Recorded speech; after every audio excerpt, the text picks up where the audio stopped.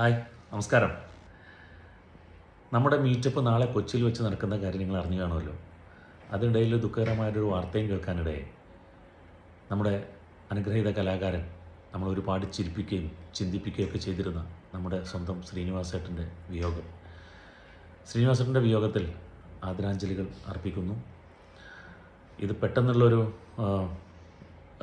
വാർത്തയായതുകൊണ്ട് തന്നെ നമ്മുടെ മുൻകൂട്ടി നിശ്ചയിച്ചിരുന്ന നമ്മുടെ പ്രോഗ്രാം മാറ്റാൻ പറ്റാത്തൊരു സിറ്റുവേഷനാണ്. അതുകൊണ്ട് തന്നെ നാളെ പറഞ്ഞ അതേ സമയത്തിനും കാലത്തും തന്നെ നമ്മുടെ പ്രോഗ്രാം നടക്കും.